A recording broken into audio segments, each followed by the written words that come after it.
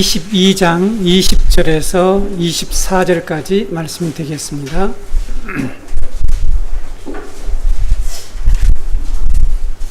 제가 낭독합니다. 이 일 후에 어떤 사람이 아브라함에게 알리어 이르기를 밀가가 당신의 형제 나홀에게 자녀를 낳았다 하였더라. 그의 맏아들은 우스요 우스의 형제는 부스와 아람의 아버지 그무엘과 게셋과 하소와 빌다스와 이들락과 부두엘이라. 이 8사람은 아브라함의 형제 나홀의 아내 밀가의 소생이며 부두엘은 리브가를 낳았고 나홀의 첩 루마라 하는 자도 데바와 가한과 다하스와 마아가를 낳았더라. 아멘. 지난 시간에 아브라함이 모리아산에서 이삭을 번제로 바친 사건은 2개의 서약이 완성된 사건으로서 예수 그리스도를 상징하는 이 수량의 생명을 내놓음으로써 창세기 15장에서 하나님이 쪼갠 고기 사이로 지나가시면서 하신 그 맹세, 서약을 이루는 것이고, 또 하나는 아브라함이 하나님의 말씀에 순종해서 이삭의 생명을 아끼지 않고 바치는 그 순종을 통해서 창세기 17장에 아브라함의 서약, 이 할례의 서약이 하나로 완성되는 사건이라고 말씀을 드렸습니다. 하나님은 2개의 서약이 완료되자 마지막으로 아브라함에게 자신을 가리켜 맹세하셨는데, 창세기 3장 15절에서 이미 약속하셨던 대적을 정복하고 구원의 나라, 하나님의 나라를 주실 것이라고 하나님께서 맹세하시며 약속하신 내용을 우리가 지난주에 배웠습니다. 이것은 장차 갈보리 산 위에서 예수 그리스도가 십자가를 지시고 범죄한 우리를 위해서 자신이 친히 찢어지시고 죽으시는 것이죠. 또 우리를 대신해서 이 죽기까지 순종하심으로 사단을 정복하시고 우리를 새롭게 창조하셔서 하나님 나라의 백성이 되게 하시는 이 구속 사역을 여기에서 미리 보여주는 사건이라고 말씀을 드렸습니다. 그래서 십자가는 하나님이 예수님의 죽음과 순종이 하나가 되어서 하나님 나라의 언약을 완성시키는 사건이다 라고 우리는 십자가 사건을 이해하고 있습니다. 예수님이 그래서 십자가에서 마지막 다 이루었다라고 말씀하신 것이 바로 이 2개의 서약이 완성되는 것을 포함해서 하시는 말씀입니다. 그래서 여러분, 아브라함은 모리아산에서 이삭을 번제로 바치라는 시험 사건을 통해서 하나님이 그리스도를 통해서 우리의 구원을 준비하고 계신다는 사실을 깨달았죠. 그리고 그가 고백한 내용이 여호와 이레, 그 믿음을 고백하게 되는 것을 지난주에 살펴보았습니다. 우리 성도들은 성경의 내용을 이와 같이, 우리가 이 스토리만 알지 말고 이와 같이 성경의 사건 속에 담긴 이 구속사의 중요한 의미들을 정확하게 이해하고 성경을 읽을 때에 그 안에서 복음을 발견할 수 있게 됩니다. 그리고 하나님의 구원 역사를 생생하게 우리가 깨닫게 되는 것이죠. 오늘 본문은 아브라함이 하나님의 시험을 통과한 후에 일어난 일입니다. 일어난 일인데, 아브라함이 자신의 동생 라울이 자식을 낳은 일에 대한 소식을 들은 내용이 오늘 본문의 내용이죠. 본문 20절을 보게 되면 이 일 후에라고 시작하고 있는 말씀을 우리가 읽게 됩니다. 아브라함이 하나님으로부터 시험을 받고 여호와 이레의 신앙 고백과 하나님의 맹세 사건이 있은 후에라는 그런 뜻이죠. 이 사건이 있은 후에 이러한 일이 일어났다고 밝히고 있습니다. 저자가 왜 이렇게 이 일 후에라고 라는 말을 여기에 기록했을까요? 바로 아브라함의 이 동생 라울이 자식을 낳은 이 사건, 이 소식을 들은 일이 앞에 있는 사건과 연관되어 있다는 것을 얘기하고 있는 것이죠. 그래서 우리는 이 사건을 앞에 있는 아브라함의 이 이삭의 번제 사건과 여호와 이레의 신앙 고백 사건과 연관해서 이 말씀을 우리가 같이 살펴보겠습니다.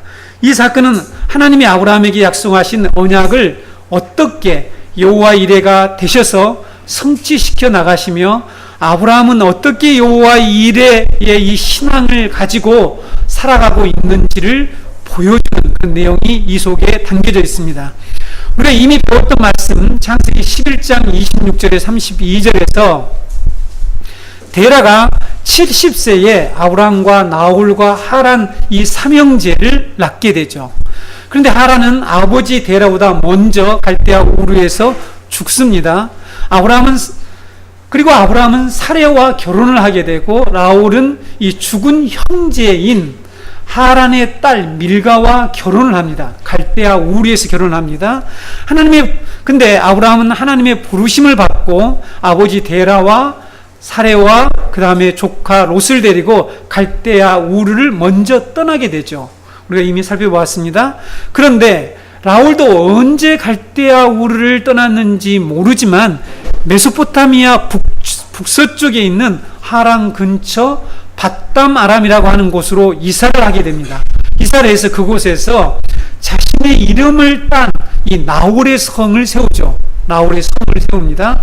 그래서 거기에 나홀의 성을 세워서 거기서 자식을 낳고 살고 있었다는 사실입니다. 창세기 24장에 가면 나오죠. 라울의 성이 나오지 않습니까?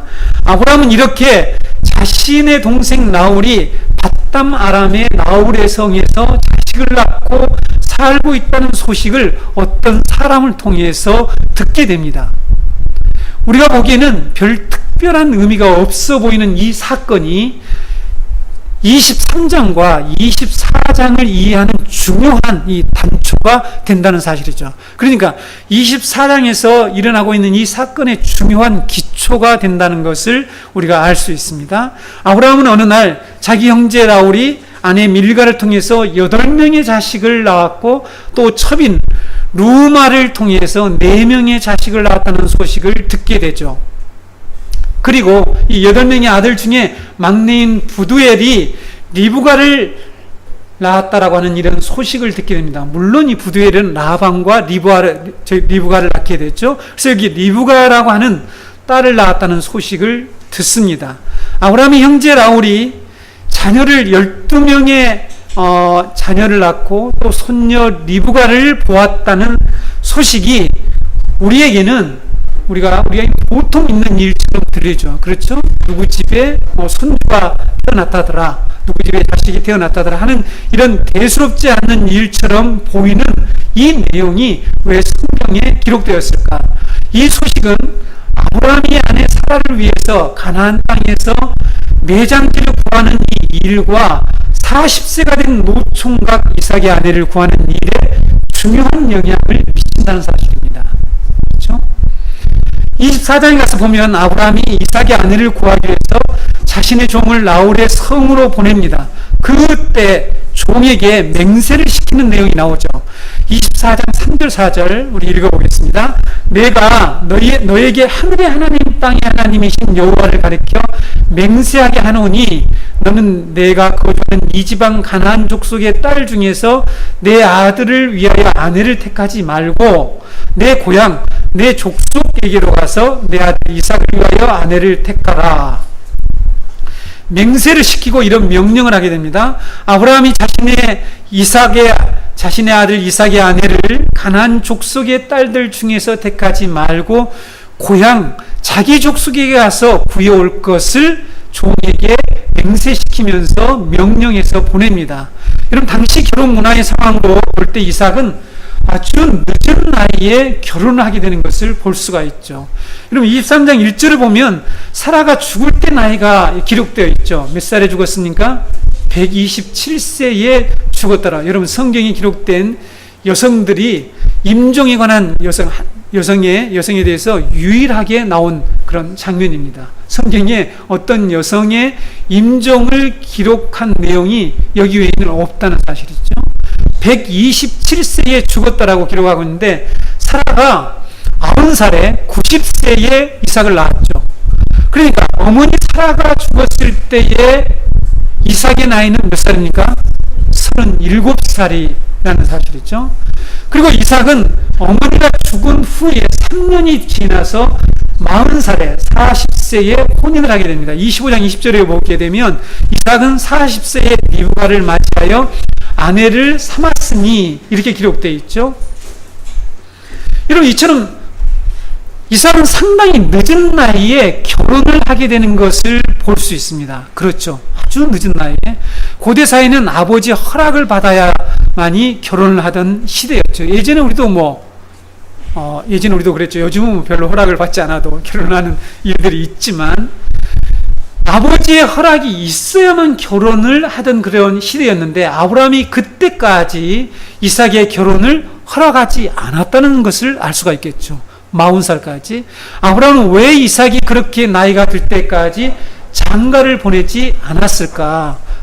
그리고 이제야 지금에 와서야 우리가 24장에 배우겠지만 나홀성에 가서 이삭의 아내를 구해오라고 했을까라는 거죠. 며느리를 구하려 종을 나홀의 섬으로 보내게 된 계기가 무엇 때문일까 하는 거죠. 무엇 때문에 보내게 되었냐는 거죠. 바로 오늘 본문의 내용과 오늘 사건과 관련이 있다는 것입니다. 이삭이 40세에 결혼했는데 40세면 당시에요. 이미 결혼을 해서 요즘도 그렇지만 요즘 늦가기에 아주 결혼하는 노총각 노처녀들이 참 많은데 여러 가지 현실 때문에 그런데 당시로 말하면 너무너무 늦은 나이였죠. 이미 자식을 낳고 살 나이였습니다. 여러분 창세기 11장 우리가 이미 배웠는데 셈의 족보를 우리가 기억하십니까? 셈의 족보를 보게 되면 30세 전후에 자식을 낳았다는 내용이 계속 나와요. 35세, 30세, 20세. 여러분 11장 22절, 24절을 보게 되면 수룩은 30세에 나홀을 낳았고 나홀력이 나오잖아요. 나홀을 낳은 후에 200년을 지나며 자녀를 낳았으며 나홀은 29세에 데라를 낳았고 그렇죠. 이게 나홀이 지금 아버지, 하란의 아버지, 아브라함의 아버지 데라를 29세에 낳았다라고 하는 거죠. 그렇다면 결혼은 그 이전에 하는 거죠. 네? 결혼은 20세 때에 주로 20세 전후의 당시에 결혼을 했습니다. 그런데 아브라함 이삭이 40세가 되도록 결혼을 시키지 않았다는 사실이죠. 그 이유가 뭐냐는 것입니다. 가나안 땅에서 이방인으로 살고 있던 아브라함은 주위에 수많은 가나안 족속들의 예쁜 딸들이, 요즘 기준이 예쁜 거니까 예쁜 여자들이, 처녀들이 얼마든지 많이 있었죠. 그들은 그렇게 많이 있었지만 그들은 하나님 나라의 언약, 하나님의 언약 백성이 될 수가 없었죠. 그래서 가나안 딸들 중에서 며느리를 구하지 않았습니다. 안 했다는 거죠. 기회가 많이 있었지만. 그런데 아브라함이 언제 라홀의 자식들에 대한 이 내용과 리브가의 출생 소식을 들었는지 성경은 정확한 시점을 말하고 있지 않지만 적어도 아브라함이 이삭을 결혼시키기 이전에 이러한 소식을 듣게 되는 것이죠. 이 소식을 들으면서 하나님의 백성의 씨를 이을 이 리브가를 준비하셨다는 사실을 인지하게 되죠. 알게 됩니다. 그 인포메이션을 갖게 되는 것이죠. 그래서 자신의 종에게 맹세를 시키면서 라홀의 성으로 가서 며느리를 구해오도록 한 것입니다. 24장 7절 한번 보실까요? 창세기 24장 7절. 하늘의 하나님 여호와께서 나를 내 아버지 집과 내 고향 땅에서 떠나게 하시고 내게 말씀하시며 내게 맹세하여 이르시기를 이 땅을 내 씨에게 주리라 하셨으니 그가 그 사자를 너보다 앞서 보내실지라 내가 거기서 내 아들을 위하여 아내를 택할지니라.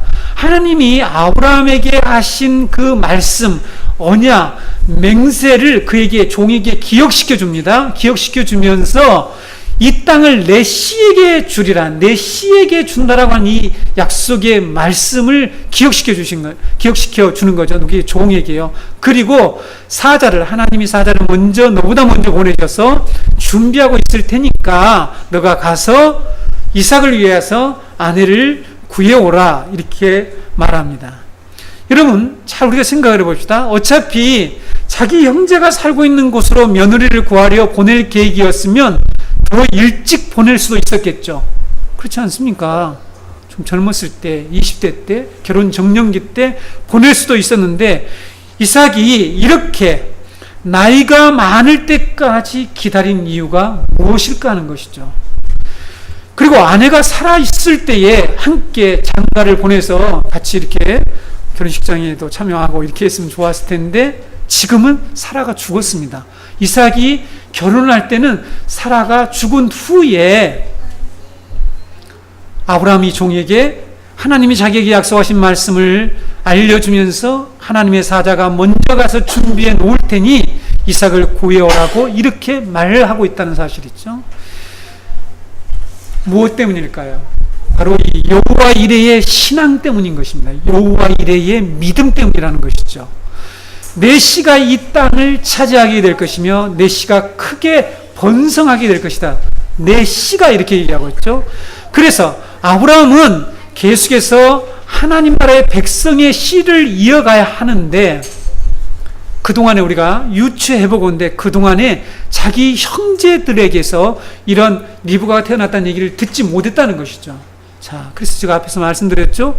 이 사건이 별로 중요하게 보이지 않는데 대수롭지 않는 그런 내용이 성경에 이 구원의 지혜를 주는 성경에 기록되어 있으면서 왜 이 사건을 통해서 하나님께서 그 이후에 아브라함의 다음 두 가지의 행동을 하게 하셨을까 하는 것을 우리는 중요하게 여겨야 된다는 것이죠. 여호와 하나님이 준비하실 것이라고 하는 이 믿음으로 하나님이 일하실 때까지 기다리고 있었다는 사실입니다. 다시 한번 보실까요? 지금의 아브라함의 행동과 과거의 아브라함의 행동을 비교해 보시기 바랍니다. 과거에는 하나님의 약속을 기다리지 못했습니다. 그리고 자신의 방법을 앞세워서 살아가게 되죠. 그렇죠.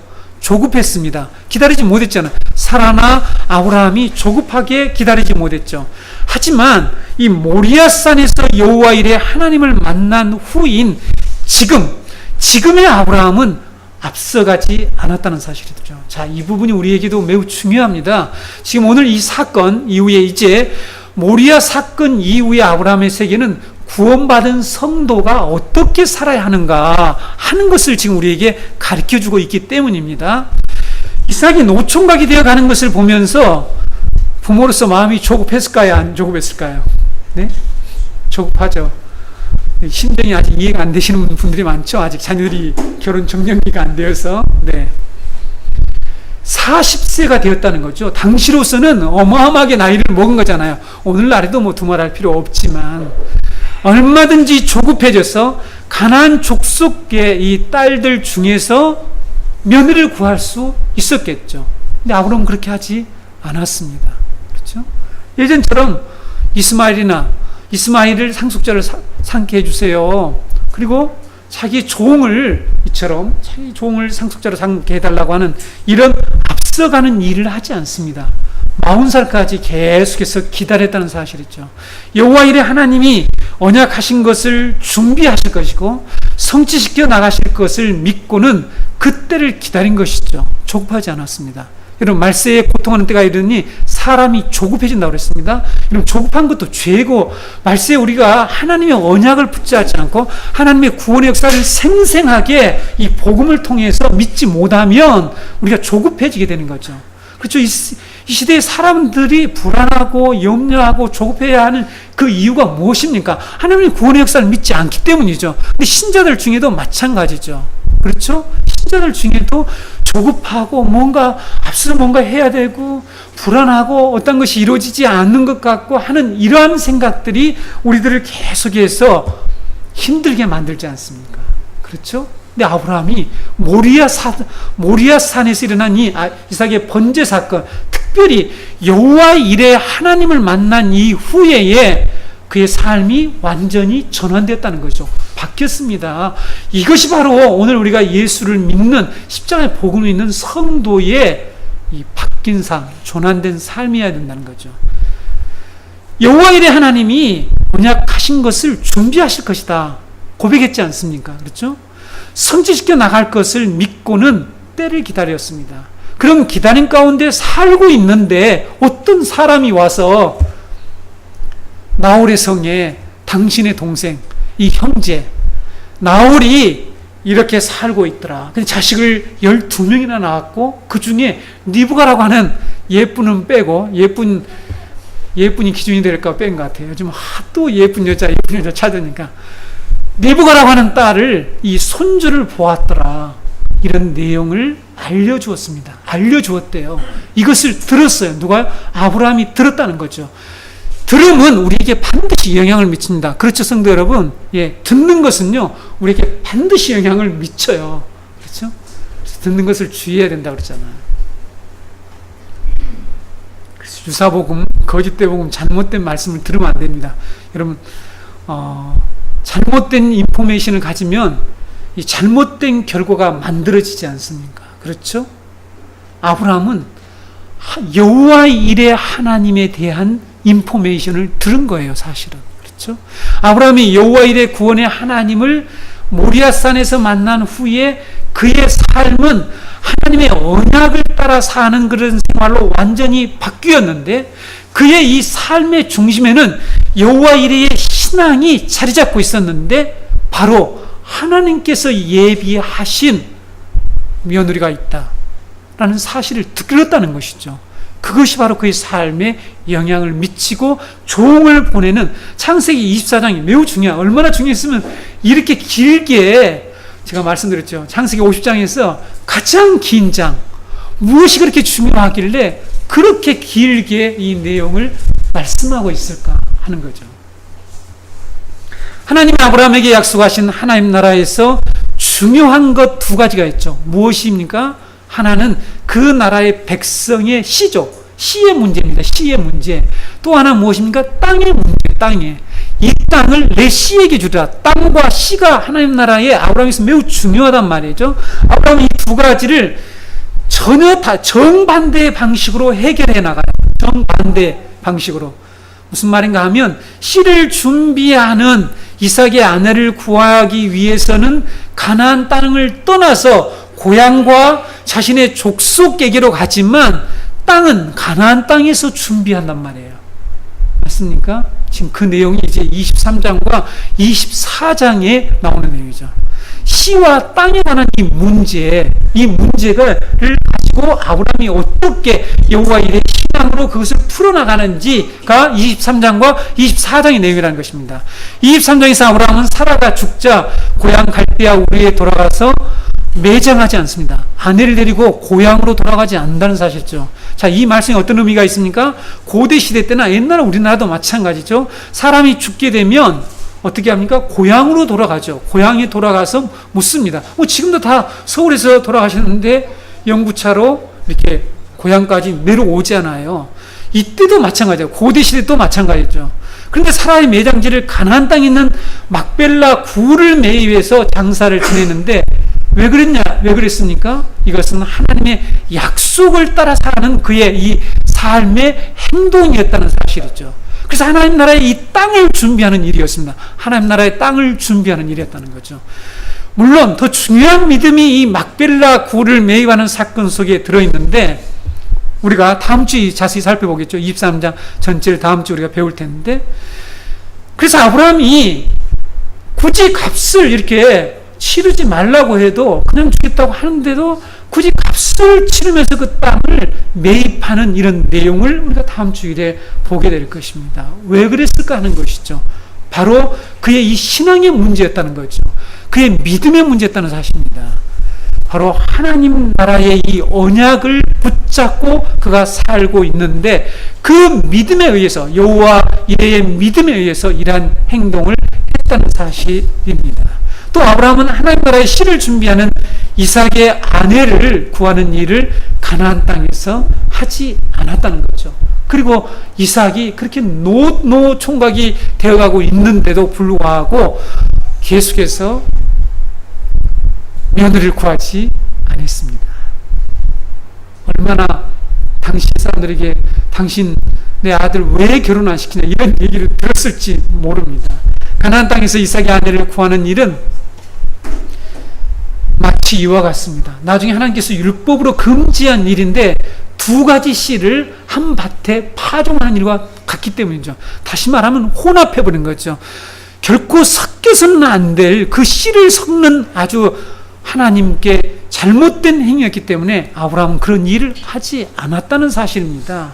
그래서 하나님의 언약을 따라 살고 있는 아브라함은 이렇게 여호와 이레의 신앙을 가지고 기다리며 살아가고 있었습니다. 사라의 매장지를 햇죽석이 그냥 가지라고 할 때도 그는 굳이 값을 치르면서 그것을 사는 것은 바로 정당한 하나님 나라가 합법적으로 이들에게 주어질 것이라고 하는 그 믿음을 굳게 붙들었기 때문이라는 사실이죠. 그리고 얼마든지 가나안 땅에 있는 딸들을 며느리로 구할 수 있었음에도 불구하고 아브라함의 행동은 그러한 일들을 하지 않았습니다. 여기에서 우리가 이 성도의 삶, 하나님의 나라의 이 언약을 우리가 받은 성도가 어떻게 이 세상에서 살아야 할 것인지를 우리가 알 수 있다는 것이죠. 아브라함이 모리아산에서 여호와 하나님이 준비하신 구원을 체험하고 여호와 이레를 고백한 후에 그는 이전과 분명히 다른 삶을 살았습니다. 그런 부활의 신앙을 실천하면서 살았습니다. 그렇죠? 그 내용이 23장에 막벨라 굴을 구입해서 사라를 매장한 사건에서 우리가 다음 주에 살펴보자 그랬죠? 드러나게 되는데, 그리고 하나님이 교회를 통해서 이 땅에 하나님 나라 백성의 씨를 준비시키시고 크게 번성케 하실 것이라는 것을 믿었습니다. 뭐를 통해서요? 교회를 통해서. 어디가 그런 내용이 나왔습니까? 하고 여러분들이 궁금해 하시겠죠? 오늘 말씀에 여러분, 나홀의 자식들이 이 첩과 이 본처를 통해서 난 자식 총 몇 명이라고 기록하고 있습니까? 12명이라고 하는 이 숫자가 나오죠? 10이라는 숫자가 어디서 이 족장 시대 때 어디서 다시 또 등장하게 됩니까? 이삭의 아들 야곱이 12아들을 낳게 되죠. 그 12아들은 누가 됩니까? 이스라엘의 12지파가 되죠. 구약의 12지파는 무엇을 상징한다고 제가 말씀드렸습니까? 구약 교회를 상징한다고 얘기했지 않습니까? 이 구약 교회가 광야로 나가서 광야 교회가 된다라고 얘기하지 않았습니까? 그래서 하나님께서는 광야에서 이 구약 교회를 계속해서 보존하시는 그 역사가 바로 이 광야에서 이루어지는 것을 우리는 출애굽기나 신명기를 통해서 배울 수가 있는데, 자, 여러분, 아브라함이 나홀의 소식을 들은 것, 12명의 자식을 낳았다라고 하고, 그 중에 물론 이 리브가가 이 출생한 사건도 같이 듣는데, 이 소식을 들은 것은 교회의 이야기를 들은 것이라는 거죠. 12라고 하는 숫자가 나옵니다. 그렇죠? 성경 11이라는 숫자는 항상 신약교회와 구약교회를 상징한다고 제가 이미 여러분들에게 말씀을 드렸죠. 수신학을 공부하면서 여러분들에게 말씀을 드렸습니다. 교회는 이 땅에서 여호와 이레 하나님을 믿고, 즉 여호와 산에서 하나님이 우리의 구원을 준비하고 계신다라고 하는 이 십자가의 사건을 믿는 것이죠. 이 복음을 믿고 그 믿음으로 행동하고 그것을 전파하는 그런 사명을 가진 것이 교회죠. 그렇죠? 여러분 잘 들어보시기 바랍니다. 자, 아브라함이 모리아산에서 이처럼 예수 그리스도 안에서 우리의 이제 언어죠. 이 신약의 언어로 말하자면 예수 그리스도 안에서 이루어질 이 십자가의 구원 사건을 깨닫게 되는 거죠. 그렇죠? 깨닫게 되는 것입니다. 깨닫고 여호와 이레 하나님을 고백한단 말이죠. 고백한 이 일 후에 어떤 일이 뭐냐면 교회의 이야기를 듣게 된다는 사실입니다. 교회의 이야기를 통해서 하나님이 교회를 통해서 이 땅에 하나님의 나라를 세워가시잖아요. 하나님의 백성을 만들어 가시지 않습니까? 그렇죠? 교회가 그걸 탄생하는 거죠. 교회는 여자죠? 그렇죠, 여러분. 그래서 여러분 이와 같이 아브라함은 여호와 이레 신앙을 가지고 기다리고 있다가 하나님이 교회를 준비하셔서 구원의 역사를 펼치신다라고 하는 이와 같은 내용을 듣고 바로 여호와 이레의 신앙을 실천하는 내용이 바로 23장, 24장이고 오늘은 그것의 중요한 단초가 되는 사건이라는 것입니다. 이해가 되십니까? 네, 잘 정리해서 집에 가서 다시 한번 깊이 묵상해 보세요. 이것이 여러분, 자, 여기서 나온 이 사건이 바로 구원받은 성도의 삶이다라는 것입니다. 이것이 바로 십자가의 복음을 듣고 믿는 자의 복음을 듣고 살아가는 믿는 자, 신자의 삶이어야 한다는 것입니다. 아브라함은 모리아산 경험을 통해서 과거의 삶을 완전히 정리했습니다. 그리고 교회를 통해서 하나님이 이 크게 내실을 크게 번성하리라고 하는 그 약속의 말씀을 이처럼 적용하고 그 말씀을 따라서 살아가는 삶을 살게 되었다는 것입니다. 아브라함이 아내 사라를 장사 지내는 이 일, 이삭의 아내를 구하는 이 일을 할 때에 하나님이 예비하시고 성취시키실 하나님의 나라의 이 언약을 믿었죠. 믿고 여호와 일에 신앙을 가지고 그러한 행동을 했다는 사실입니다. 성도가 돼야 됩니다. 우리 성도는 바로 여호와께서 우리의 구원을 준비하고 계신다고 하는 이 분명한 이 약속을 붙들고 살아가는 것이죠. 그렇다면 그 약속의 관점에서 우리의 삶의 문제를 해결해 나가는 것입니다. 성도가 그래야 되죠. 그렇게 되면 당연히 이전의 삶과 내가 나의 목표를 이루고 나의 성공을 위해서 나의 목적 달성을 위해서 살았던 그런 라이프 스타일, 그렇죠? 그런 삶의 방식이죠. 삶의 방식을 이제 버리고 아브라함처럼 그 삶의 중심에 하나님이 준비하고 계시는 이 구원을 믿는 신앙, 하나님이 예비하고 계시는 이 구원을 믿는 신앙을 가지고 있다면 이 신앙이 우리의 삶에 영향을 미쳐야 된다는 거죠. 자, 이 사건이 23장과 24장에 영향을 미쳤다고 말씀드렸습니다. 그렇죠. 장사 지내는 일은 누구나 다 해야 될 일이고 평범한 일처럼 보이지만 아브라함은 이것을 구속사의 관점에서 여호와 일의 신앙에 근거해서 그러한 일을 했다니까요. 그렇죠. 그리고 아들을 이처럼 장가를 보내자고 계속해서 둔 이유가 바로 여기에 있다는 사실입니다. 성도 여러분, 신자가 바로 이렇게 살아야 되는데 오늘날 많은 신자들이 바로 우리가 하나님의 나라를 위해서 일한다, 산다라는 말을 하는데 구체적으로 우리의 삶 가운데에서 예를 들면 내가 자녀를 결혼시키거나 또한 내 어떤 사업을 계획하거나 내가 어떤 직장을 구하거나 뭐 여러 가지 등등의 우리들의 여러 가지 일들이 있지 않습니까? 뭐 직장을 옮기거나 하는 이런 모든 일들을 과연 이 여호와 이레의 신앙에 근거해서 하나님이 우리에게 약속하신 이 하나님 나라의 언약을 따라서 우리가 그런 일을 하고 있느냐는 것이죠. 이것이 가장 기본적으로 바뀌어야 된다는 것이죠. 그렇죠?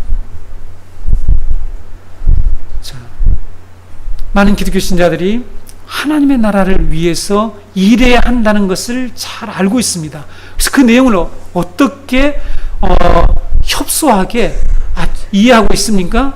전도하고 해외 선교하는 일들만 생각하는 경우가 너무 많죠. 그렇죠? 하나님 나라를 위해서 일한다. 이 전파하는 일에 초점을 맞추고 있다니까요. 그런데 그렇지 않다니까요. 여기서 나오는 이 아브라함의 삶은 그 내용, 이 교회의 이야기를 듣고 교회를 통해서 하나님이 하나님의 나라를 이루어 가신다는 것을 듣게 되고, 그래서 바로 아브라함이 그 교회를 중심해서 살아가게 된다는 것이죠. 여러분, 교회를 중심해서 산다고 하니까 우리가 이단처럼 뭐 맨날 교회 모인다 지금 그 얘기를 얘기하는 게 아닙니다. 지금 오늘날 여러분 교회가 엄청난 위기를 닥치고 있는데 교회를 중요하지 않게 여기는 가나안 성도가 늘어난다는 얘기를 제가 예전에 잠깐 언급했는데, 여러분들은 지금 가나안 성도라는 말을 들어보지 못했을 텐데 학자들이 지금 가나안 성도, 가나안 교회, 가나안 성도란 뭐냐면은 교회를 이렇게 다니는 것을 싫어해요. 그러나 자기는 예수를 믿어요. 그렇죠? 이런 신자들이 늘어간대요. 교회를 이제 떠나는 사람들이 너무 많대요. 그리고 여기저기 돌아다니는 떠돌이, 그런 신자들이 너무 많다는 사실입니다. 대단히 중요한 문제입니다, 여러분. 그래서 이와 같이 아브라함은 교회에 대한, 하나님이 교회를 통해서 이 땅에 하나님 나라를 세우실까라는 그 내용을 듣는 것이죠. 듣고는 그것을 믿음으로 가지고 그렇게 살았습니다. 먼저 삶이 필요해요, 살아가는 것이. 근데 지금 우리 한국교회 모든 기독교 신자들은 이 복음을 듣고 사는 것은 빼고 전하는 것이 중요하다고 생각한단 말이죠. 이것이 여러분 복음의 커다란 위기를 가져오게 된 것이죠. 그래서 기다려야 할 때에 기다리질 않는 것이죠. 기다려요. 교회가 적어도 기다려요. 하나님께서 일할 것을 믿는다면 기다리는 것입니다. 기다리려 같이 기다리는 거예요, 우리가. 근데 기다리지 않죠.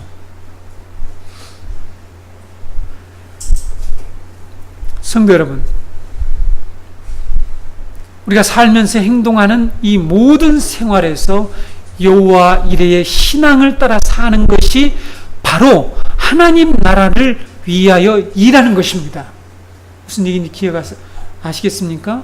교회 와서 선거하고 교사하고 이렇게 선교하고 전도하고 이런 모든 것도 하나님 나라를 위해서 하는 일이지만, 정말 중요한 하나님 나라의 일은 나머지 이 불과 5%나 10%밖에 되지 않은 교회 내에서 하는, 우리가 흔히 거룩한 일이라고 말하는 이것 말고 90%의 모든 사람들이 잘못 생각하는 세속적인 일이라고 하는 우리의 삶의 모든 일들을 여호와 이레의 신앙의 근거에서 하는 거, 이것이 하나님의 나라를 위해서 사는 거예요.